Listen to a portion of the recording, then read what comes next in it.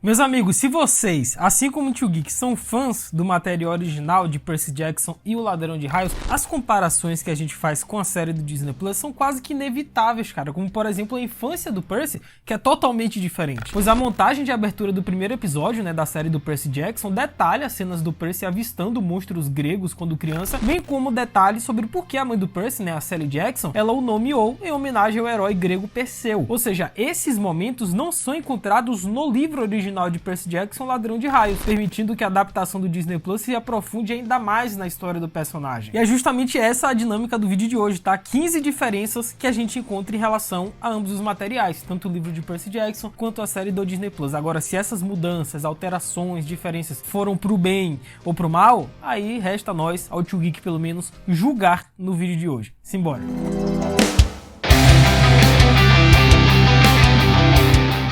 Hello, my friends geek na voz, e pra quem já leu o material original de Percy Jackson e tá assistindo pelo menos esses 3 primeiros episódios de Percy Jackson e os Olimpianos, deve ter percebido que a maior mudança até agora é o Gable, é o padrasto do Percy Jackson, porque no material original o Gable, ele é um cara abusivo, já na série do Disney Plus, não, pois no livro original é sugerido que Gable é muito mais abusivo do que Percy percebeu, incluindo uma cena em que o Gable levanta a mão e Sally estremece, No entanto, o primeiro episódio de Percy Jackson não inclui essas cenas sobre as tendências abusivas do Gable, mostrando a Sally tendo muito mais arbítrio sobre seu marido, com o Gable sendo mais um personagem cômico e caloteiro. A grande verdade é que o Gable ele virou um pau mandado nessa série, Eu adorei. Eu vivi pra ver o Gable implorando, pedindo por favor pra Sally comprar o sanduíche pra ele. No livro isso nunca ia acontecer. É verdade.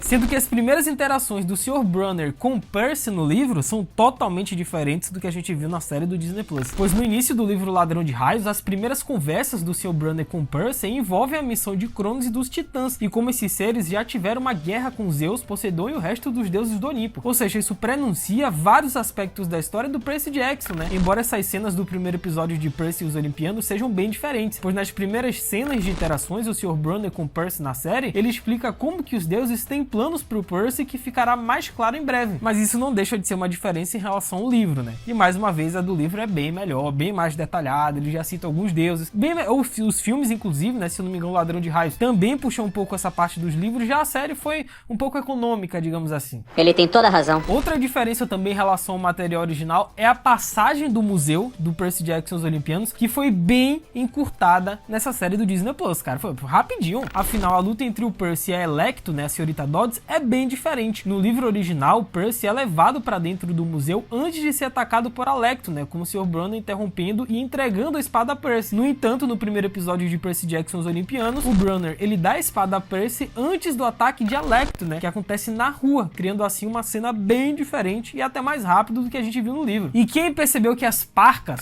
aquelas 3 senhorias tricotando, elas aparecem nos primeiros capítulos de Percy Jackson, mas na série do Percy Jackson e os Olimpianos, elas não aparecem? Pois em Percy Jackson, Ladrão de Raios, Percy retorna, pra fora depois de derrotar Alecto antes de notar 3 mulheres idosas do outro lado da rua. E essas mulheres são mostradas tricotando um grande pedaço de lã, porém foi revelado que essas mulheres são as Parcas, que unem o destino de cada pessoa na mitologia grega. E no primeiro episódio de Percy Jackson e os Olimpianos, os destinos não são mostrados após a luta de Percy com Alecto, configurando uma diferença em relação ao livro. Sendo que a passagem do Percy na Yancey Academy, que é a escola atual também do Percy Jackson, não foi tão detalhada assim em relação ao livro original, o que é uma grande diferença, tá? Tudo bem que o primeiro episódio de Percy Jackson foi bem curtinho, teve ali 36 minutos, se eu não me engano, mas cara, a Yancey Academy é muito mais detalhada no livro e tem muita diferença aí. Pois a história original de Percy Jackson, Ladrão de Raios, mostra mais da vida do Percy no internato antes de ser expulso, sendo que algumas cenas do livro na Yancey Academy envolvem Percy acordando em seu dormitório e escutando Grove e o Sr. Brunner enquanto eles discutem o ataque de Alecto e o que acontecerá com Percy. E essas sequências não estão no primeiro episódio de Percy Jackson e os Olimpianos, mas sim indo direto para a revelação da Alecto após a expulsão de Percy e consequentemente o retorno ao apartamento de sua mãe. E existe uma diferença muito grande também entre aqueles que deixam a voadora no like aí embaixo e aqueles que não deixam, Então seja uma pessoa do bem, deixa a voadora no like, se inscreve no canal, ativa o sininho e segue o Tio Geek lá nas outras redes, tá? @LucasMGeek, porque eu tô postando conteúdos adicionais lá nas outras redes. Então é importante seguir o Geek por lá também.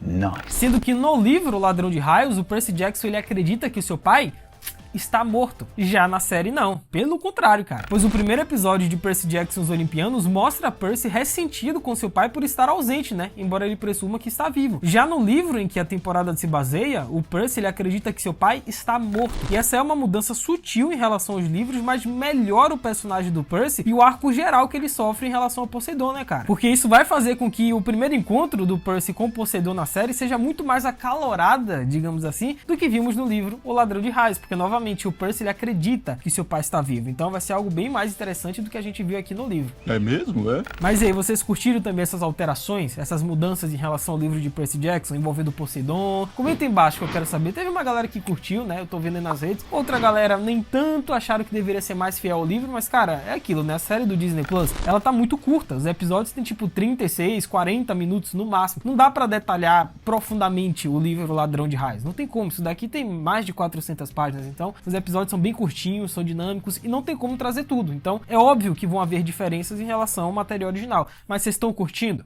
Comenta aí embaixo. Você tá falando sério? E quem percebeu que o diretor de segurança do acampamento Meio Sangue, que é o Argus, aquele bicho cheio de olho ao redor do corpo, ele não apareceu na série do Percy Jackson. E ele deveria ter aparecido agora, tá? Nesse terceiro episódio. Pois um dos personagens que muitos leitores do livro presumiram que seria difícil de adaptar é o Argus, né? O diretor de segurança do acampamento Meio Sangue. E a razão pra isso é meio óbvia, né? O design do Argus nos livros, de ser um homem normal apenas com olhos por todo o corpo, é muito difícil de ser adaptado pra série. Sendo que isso foi anunciado pouco antes da estreia da série, né? O Argus, ele não faz parte da adaptação devido ao baixo orçamento e o custo do seu personagem, que iria ser muito grande para trazer ele pra série. E nesse terceiro episódio, né, antes deles chegarem lá no ônibus, eles são deixados no local do táxi e quem deveria estar dirigindo aquele táxi era justamente o Argus, porque no livro é isso que acontece. O Argus leva eles até o ponto do ônibus, mas aí na série, por questões de orçamento, porque trazer esse personagem seria muito complicado em CGI e tudo mais, baixo orçamento, o Argus acabou não aparecendo, o que configura uma grande diferença. Sendo que os objetos de cura dos deuses, Ambrósia e Néctar, não estão na série do Percy Jackson, pois um aspecto da mitologia grega que está enraizada nos livros é a comida e a bebida dos deuses, Ambrósia e Néctar, sendo que essas duas substâncias são usadas como agentes de cura para semideuses e retêm o sabor daquilo que a pessoa que ingere o alimento ou bebido se sente intimamente ligada. No entanto, né, Ambrósia e Néctar não apareceram nos dois primeiros episódios de Percy Jackson e os Olimpianos. E isso é para adicionar talvez um pouco de tensão, né, para deixar os personagens meio nerfados nessa série do Percy Jackson e os Olimpianos, né? Porque como Ambrósia e Néctar podem curar basicamente qualquer ferimento, então eu acho que eles não quiseram adaptar agora nos primeiros episódios, mas quem sabe lá pro final da primeira temporada de Percy Jackson esses elementos não apareçam.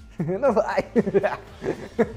Sendo que o relacionamento, pelo menos inicial, de Annabeth com Percy é diferente do que a gente viu nos livros, cara. Isso daí a gente tem que concordar. Porque no livro original, a Annabeth é a personagem que guia Percy pelo acampamento Meio Sangue, né? Apresentando vários personagens e as atividades do acampamento. Já em Percy Jackson e os Olimpianos, né, na série, esse papel é dado ao Luke, sendo que na série o Percy e a Annabeth falam apenas algumas vezes antes do Percy ser reivindicado lá naquela cena do Poseidon. E algo que eu percebi também, que eu jurava que essa série do Disney Plus, ainda mais sendo a Disney, iria adaptar, iria pelo menos tocar no assunto, é justamente os problemas envolvendo o Percy ainda mais na infância, né, que é o TDAH e a dislexia. Pois um fato interessante sobre esse livro aqui, tá, Percy Jackson, Ladrão de Raios, é que o autor dele, o grande Rick Riordan, criador de Percy Jackson, ele escreveu esse livro justamente em homenagem ao seu filho, né, que ele tinha dificuldades de se concentrar na escola durante a infância, porque ele também tinha dislexia e TDAH. E como tal, o Riordan, ele escreveu a história de deuses e monstros gregos com seu herói principal tendo ambos os distúrbios, né, que é o Percy Jackson. E dizem que o TDAH de Percy era um sintoma de seus reflexos de batalha gregos, né, enquanto sua dislexia se devia ao fato de seu cérebro estar programado para o grego antigo e não para o inglês. Porém, apesar desses dois distúrbios serem mencionados repetidamente no livro, os episódios iniciais de Percy Jackson e os Olimpianos não fazem menções a nenhum deles. E muita gente se identifica com o personagem do Percy Jackson por conta disso, cara. É uma mensagem, né? Tipo, independente de distúrbio, TDAH, você pode ser um herói, você pode ser um grande ser humano. Eu, por exemplo, eu tenho TDAH também, mas eu não sou filho do Poseidon.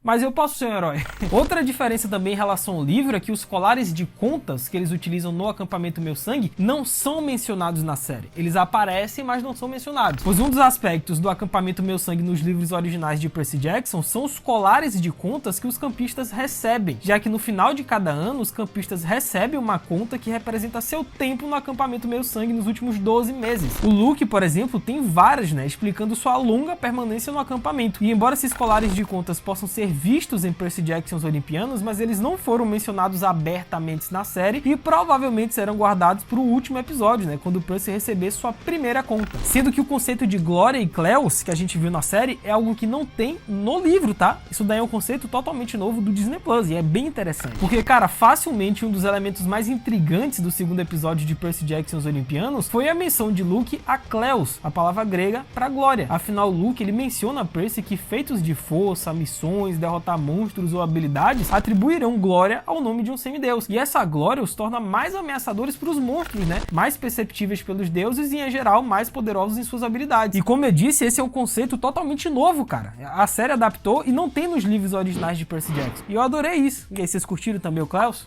Comenta aí embaixo. Ih, rapaz. Sendo que o grande pacto, né, que os três grandes deuses fizeram, que foram mencionados também na série do Percy Jackson os Olimpianos, mas eles não detalharam as implicâncias que isso teve em relação à Segunda Guerra Mundial. Afinal, o elemento mais importante da história do Percy Jackson os Olimpianos talvez seja o pacto dos três grandes, né? Pois esses três deuses, os Zeus, Poseidon e Hades, eles prometeram parar de terem filhos porque estavam se tornando muito poderosos, embora a cada poucas décadas um dos deuses ignorasse isso, né, levando um filho proibido como Percy. Isso foi retirado diretamente dos livros, né? Embora uma mudança na série seja as implicações do pacto das três grandes no mundo real, que não foi mencionado. Pois no livro é explicado que esse pacto surgiu na década de 1940 como uma implicação à Segunda Guerra Mundial, sendo que a Segunda Guerra Mundial é alterada nos livros de Percy Jackson como uma guerra entre os filhos de Zeus e Poseidon de um lado, né, os aliados, e Hades do outro, o eixo. E esse pequeno detalhe importante não foi mencionado na série. Mas e aí, meus amigos, vocês curtiram essas mudanças, alterações, diferenças em relação ao material original que o Disney Plus adaptou para a série deles? Comenta embaixo que o Tio Geek vai ler e responder todo mundo. Teve outro detalhe também que eu não comentei, outra diferença que vale a pena mencionar? Larga aí nos comentários, pô. Eu vou estar lendo e respondendo geral aí. É isso. Até a próxima. Valeu, falou. E fui!